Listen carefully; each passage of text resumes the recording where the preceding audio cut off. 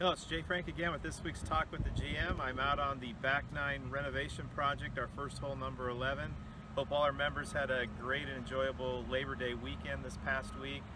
We had a great turnout on Sunday and Monday here at the club for the 2 days that were nice over the weekend, and we really appreciate everyone coming out in support of the club. We want to spend a little time this week with our superintendent, JR, talking about the project and the front nine and people playing golf this fall, and also bring Evan on to do another golf tip. And if we can track Paul down today later, I'll even bring Paul out. If not today, it'll be on next week's video for a tip on pickleball and paddle tennis as we get those fired up here this fall. So enjoy this week's video. We'll see you soon. Hi, I'm J.R. Lynn, your golf course superintendent, and I'm here to walk you through some of the project that we're starting here on the Back Nine this week. A lot of the project this year is going to be very similar to what you saw last year with new bunkers, a new face to the Back Nine.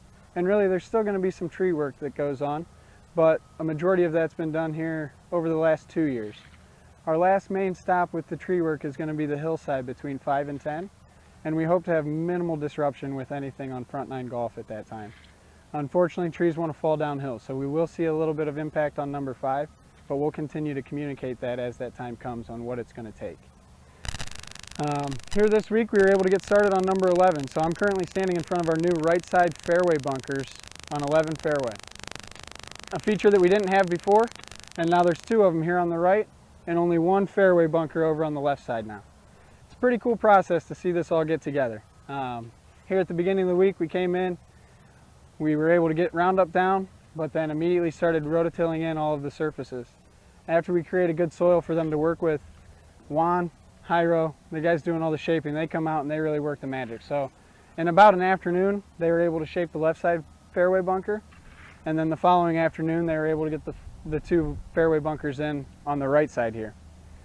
Immediately after they got the rough shape in on these, they made their way up to number 11 green, where we're working currently on a left side green side bunker. Again, a bunker that wasn't there before, but we are removing the right side bunker where we're going to introduce a right approach or tight cut that kind of runs away from the green. And a new concept with it, as we started to develop, Kevin noticed there's a great spot for a new back tee on number 12. So now we're talking about having tight cut on the right side of 11 green that ties into a new tee for a back tee on 12. There'll still be the same member tee, and then an additional forward tee as we move up. And as we go, the talk is we're going to finish through 11, head to 12, 13, up the hill on top to 14, and then we'll start down 10, and then we'll hit the home stretch with 15, 16, 17, and 18. There's still going to be some impact in the parking lot, so I appreciate everyone's efforts this week on not using the back entrance, and we've done a great job with that. It's really helped with the safety of the contractors and ourselves as we're passing through, but now we're going to see all the materials showing up.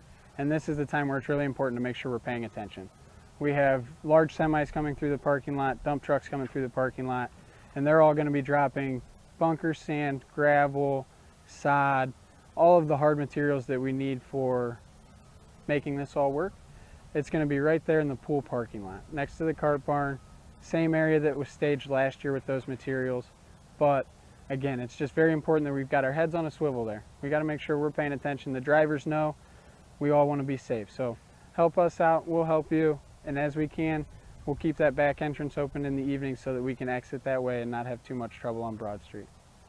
Thank you, and again, we're excited, and I guess I haven't touched base on, please, if you guys would like to swing out, give me a call. Shoot me an email, we can schedule a time, we can come out and take a look at it. I'll be glad to do a personal tour of the Back Nine. If I'm not available, Will, Cole, Jay, Ryan, one of us will be able to help you out.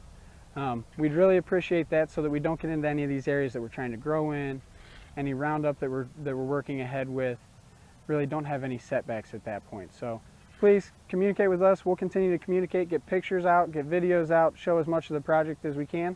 But for those that want to see it up close and personal, give us a call and we'll go take you around. Thanks. Hi everyone, this is Evan Hartnett, assistant golf professional here. Another week with Tip from the Pro. So we're going to work on some bunker shots here. A couple different drills and things you can work on when you're finding yourself in a bunker. So here I've drawn 2 little circles about the size of a dollar bill, and the goal here is to draw those around the ball, without a ball, whatever you want to do. And the goal is to get all that sand up and out of the bunker. A lot of people see themselves in the bunker and they stop, decel, and they don't get all that sand up and out. That's the best way to get the ball out of the bunker and onto the green. So here I'm going to take a couple shots, widen up my stance, get good traction, open up the club face. I'm going to get all this sand up and out of the bunker. One more here with the ball.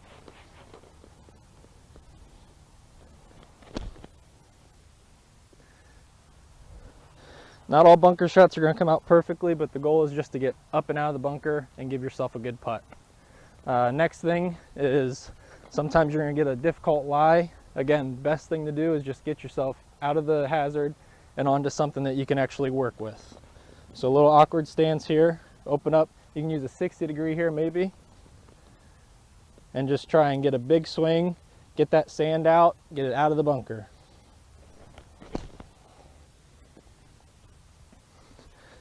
So those are a few things you guys can work on. Hopefully see you soon. Here we are on the front nine, and in closing, just wanted to real quick touch base on what we've got going on up front. It's great this afternoon to see we've got a pretty busy day, a couple golfers out on 5, 6, and 7 now, but a tee sheet that's pretty full, so make sure you're calling early to get a tee time set up. But Ryan and his staff will be glad to make a turn time for you so you can still play 18. They've done a wonderful job with it so far, and really you can feel very little impact on it. So a couple things you'll notice on the front nine now, though, that we have a bit more traffic up front. We've got some rope and stake in areas that tend to see more cart traffic, tend to see more exits from up near a green or as you're entering a fairway. In those areas with the rope and stake, we just ask that you try to avoid it. Try to work your way around it and ultimately try to scatter your tracks out. If you see that there's 5, 6 cart tracks in the exact same spot, try to go out just a little further so we don't beat those areas down. Our staff will be out to continue to shift our traffic patterns around, but if you see it, it's always helpful just to continue to avoid. Another thing is double the amount of the play on the front nine, potentially double the divots, double the ball marks, double the damage, we'll say. Try your best to fix yours, but also fix another.